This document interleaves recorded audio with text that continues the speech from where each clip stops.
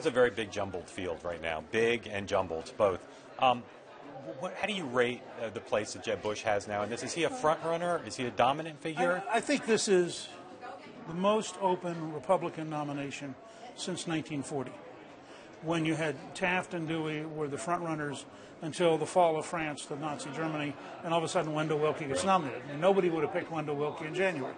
I think we've got a lot of runners and no front runners. I think that Jeb is a great guy, and he obviously has the residual name ID of his father and his brother.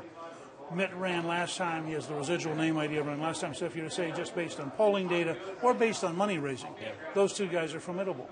But as you know, there's a threshold. Whoever's going to run has to be above some threshold of money. But if they can, and I couldn't get there in the end, and then you just get spent, you get drowned. But if you have, I think you've got a bunch of guys who can get the base level of money to play. Who you put in that group? Oh, I think all the governors. I mean, if Perry, who's leaving office but had 14 years, Kasich, Walker, Christie, Pence, Jeb. And what do you think Romney. That number is? 30 million, 20 million? I think you've got to be able to get through the whole game to be in the $50 million range minimum. Not this year, but through the spring of next year, particularly because they're now bunching a lot of primaries on one day. Right. So you got to be able to compete in a lot of places simultaneously. What would you say to people like John Boehner and some of the Washington bundlers who seem to want to make Jeb Bush a consensus candidate? Is that a mistake? I'm not speaking about my dear friend and successor as Speaker, but as a general rule, the idea that anybody is going to become a consensus candidate is a denial of the reality of American politics. And you watch the Democratic Party, there will presently be the not Hillary. And the not Hillary will start with 12% and then go to 16 and then go to 20.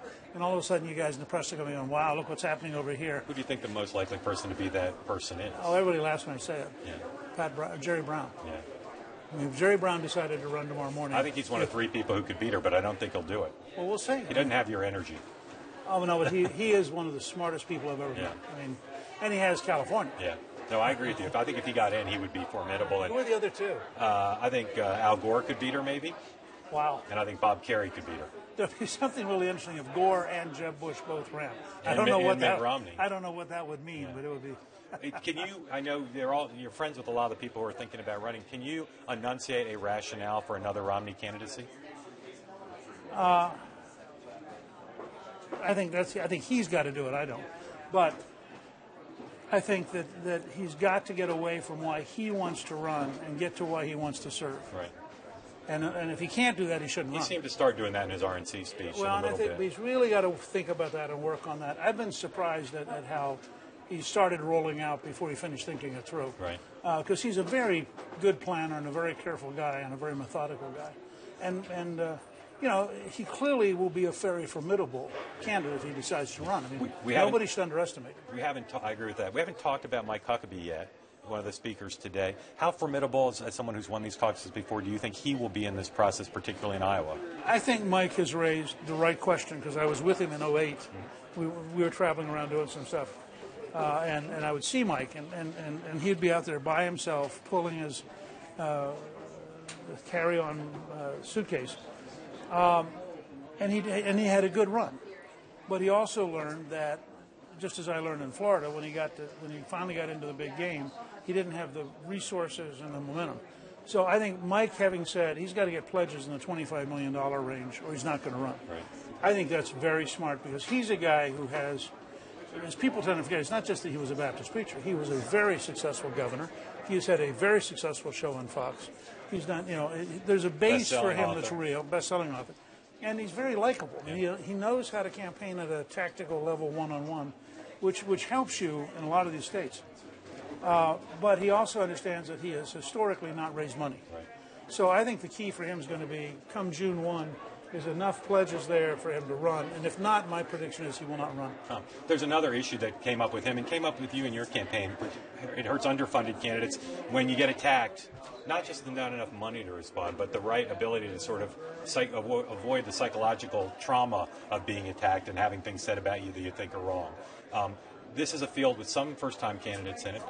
How well do you think someone like a Ben Carson or another first-time candidate, Scott Walker, would do when they get attacked? First of all, in Walker's case, he's been attacked. Not on the national level, but my wife's from Wisconsin, and my son-in-law's from Wisconsin, so we know Scott very well. He's been attacked enough. National won't matter. You look at you don't think there's a difference between being attacked in the context of a state? You look at how brutal Madison was for 2 years. The depth of union hostility, the depth of personal hostility. My wife lost friends on Facebook because they were anti-Walker and she was it was that bad. So I think in Scott's case, he's a very calm, very relaxed guy about that stuff. I think for Carson, it's a big challenge. Carson may be the most interesting amateur citizen we've seen in a very long time, certainly since Perot.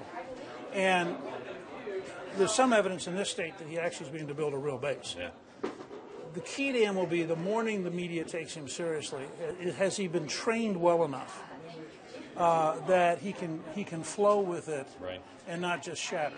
And we don't know yet. I mean, he clearly is smart enough. If you look at what he did as a medical doctor, he's an extraordinary figure. Based on your experience being a candidate in this state and the particulars of the caucus process, what would you tell people running who've never run in Iowa before about how to do it? Go slow and listen. Listen to whom? Iowans love to talk to you. Yeah. And if you go around the state and you go to enough pizza ranches and you just listen, you'll presently begin to figure out. And don't go in and out quickly. Spend time, talk to people. Slow down and spend time. The candidates who come in here with flash bounce off the people of Iowa. All right, I want to finish up with a kind of a speed round here of just a few things. First of all, your friend Sarah Palin says that she's seriously considering running again. Should we take that seriously? Take everybody seriously. Well, but do you think there's a good chance she'll run? She might. Who knows? I don't know her well enough to tell you. Donald Trump now says that he's seriously considering. Should we take that seriously? Yeah, I think because Donald Trump's one of the few people who, like Bloomberg, who can say, gee, I think I'd like to do something different for a few weeks. Here's the money. Could he end up the Republican nominee? Who knows?